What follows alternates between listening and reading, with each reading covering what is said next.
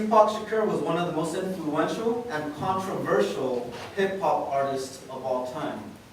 He was a gangster rapper, actor, philosopher, and one of the best-selling musical artists in the world.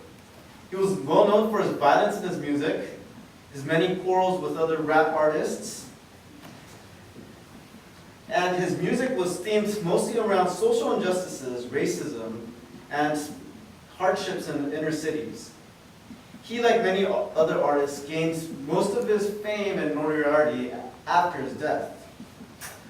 On the night of September 7th, 1996, in Las Vegas, Nevada, after a Mike Tyson fight, Tupac Shakur was gunned down and shot multiple times at an intersection by a drive-by shooter.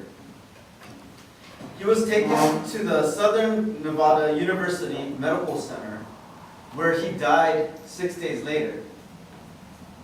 Or did he?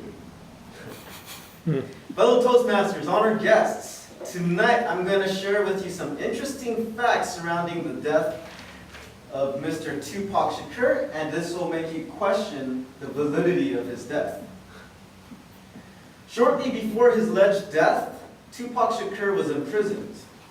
While in prison, Tupac read many books on the topics of political philosophy and war strategy. One of the books that influenced Mr. Shakur the most was The Prince by Niccolò Machiavelli. Niccolò Machiavelli was an Italian war general and a war strategist who advocated to fake your own death to destroy and overcome your enemies. Niccolò Machiavelli published the following plot to fake his own death at the age of 25 and return at the age of 43. Shortly after Tupac Shakur's release from prison, Tupac began using the alias Machiavelli and released the album Don Killuminati, The 7-Day Theory. Tupac studied and was fascinated by numerology. And consequently, the number 7 comes up several times surrounding his death. For instance, he died at 4:03 a.m. He died 7 days after he was gunned down. He died on September 7th.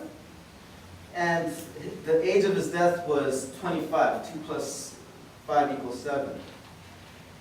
In some of his musical videos, Tupac Shakur is shown wearing a pair of Michael Jordan sneakers that was not released at the time of his death.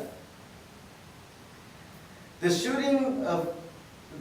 drive-by shooting that took place on Koval and Flamingo Boulevard. If you guys are familiar with Las Vegas Boulevard and Flamingo is the busiest intersection in the entire United States. Koval is just north of that.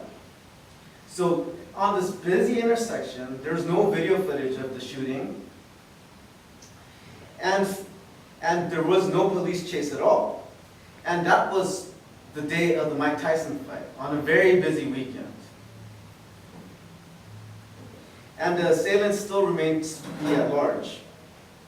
The infamous picture of Tupac Shakur, along with the CEO of his record label, Mr. Suge Knight,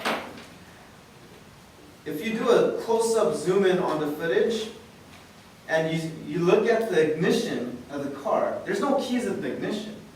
So they're pretty much posing that they're in the car, which is funny to me.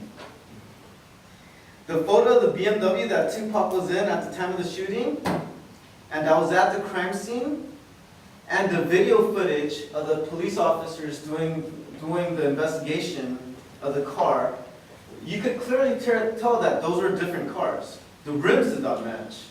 One was a 5-spoke rim, the other was a 4-spoke rim. And this happened in Vegas, and Vegas is known as a payoff city where you could easily bribe police officers, attorneys, and even the press. Tupac Shakur was cremated the day immediately after his death. There was no autopsy done, which was interesting because it was a murder, and nobody saw his body after his death. The person who supposedly cremated Tupac Shakur disappeared following the day of the cremation and is nowhere to be found. Suge Knight mentions in interviews that he paid $3 million for the cremation. There were several Tupac sightings recently in Cuba where his aunt, Asada Shakur, a known terrorist, is residing and receiving political asylum. There are several people saying that Tupac Shakur is still producing songs under the alias Black Haze, and if you listen to him, it sounds exactly like him. In conclusion, Tupac Shakur was one of the most interesting figures in the 1990s, and his music still is influential till this day. I cannot say for sure whether or not Tupac Shakur died that September evening. However, there are too many coincidences and questions for us not to raise our suspicions. But if he was successful in falsifying his own death,